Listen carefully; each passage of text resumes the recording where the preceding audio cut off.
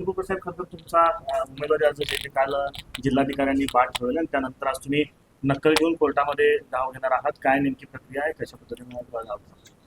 नकलीसाठी आज सकाळी 11:30 वाजता अर्ज दिला. आता 3 वाजलेत, अद्याप नक्कल हातात पडलेली नाही. अशा प्रकारचं हे षड्यंत्र जात आहे की मी कोर्टात सुद्धा जाऊ नये, म्हणजे सर्व प्रक्रिया माझी बंद व्हावी. उद्या अर्ज काढायचा शेवटचा दिवस 4 तारीख आहे.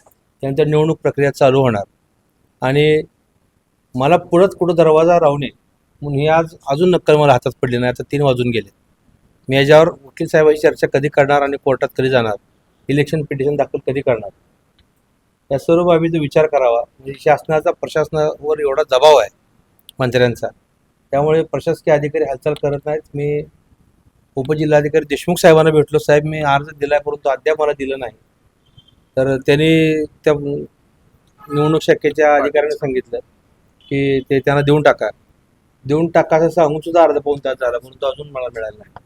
जेवरास काढायला गेले, शिक्का मारायचा आहे, 10 मिनटं थांबा, 5 मिनटं थांबा असून आता 3 वाजून गेले आहेत. अद्याप मला मिळालं नाही. आज मिळाल्यानंतर मी उद्या या संदर्भात जी पत्र दिलं होतं की नामनिर्देशित पत्र व प्रतिज्ञापत्र, हरकती अर्ज सोबत नागेश भोसले यांचे शपथपत्र, वैध अर्ज यांची यादी, अर्जदार यांच्यावरील जो आदेश दिला आहे माझा अर्ज अवैध ठरवण्यासाठी त्याच्या 2 प्रती, या सर्व बाबींसाठी मी अर्ज दाखल केला होता. ते अजून माझ्या हातात पडलेलं नाही.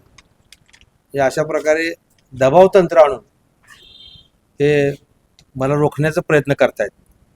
परंतु कोणत्याही परिस्थितीत मी आज घेऊन आजच मेहरबान हायकोर्ट कोल्हापूर इकडे मी निघणार आहे आणि उद्या सकाळी मी ते दाखल करणार आहे. सर, काल जी अर्जांची छाननी झाली, दुपारी 1 वाजता छाननी पूर्ण झालेली होती, पण त्याचा निर्णय देखील संध्याकाळी 8 वाजल्यानंतर देण्यात आला आणि आज पुन्हा तुम्ही सकाळी 11 वाजल्यानंतर 3 वाजल्यानंतर देखील तुम्हाला छाननी मिळत नाही आहे, हे नक्कल मिळत नाही.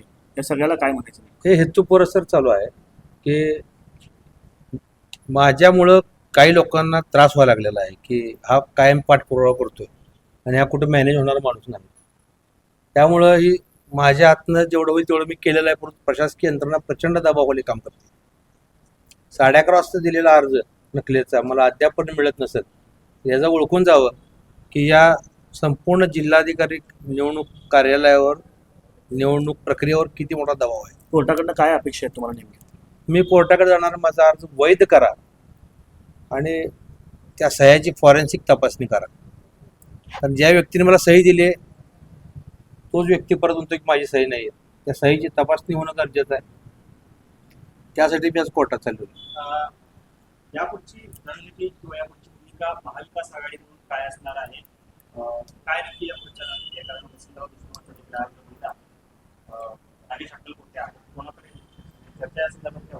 महाविकास आघाडीची जागा काँग्रेसकडे सुटली होती, त्यामुळे माझा अर्ज मी भरला होता आणि माझा अर्ज तांत्रिक कारणाच्या दृष्टीने उडवलेला आहे. यानंतरची भूमिका महाविकास आघाडीचे नेते आहेत, आदरणीय पवार साहेब, आदरणीय हर्षवर्धन भाऊ सपकाळ साहेब, आदरणीय ठाकरे साहेब, हे सर्व नेते मंडळी बसून निर्णय करतील आणि त्यानुसार पुढील रणनीती राहणार. आज संध्याकाळी बैठक या संदर्भात वरिष्ठ निर्णय घेतील. या संदर्भात मी कालही बोललेलो आहे की वरिष्ठ पातळीवर जो निर्णय होईल तो आमच्यासाठी बंधनकारक असेल.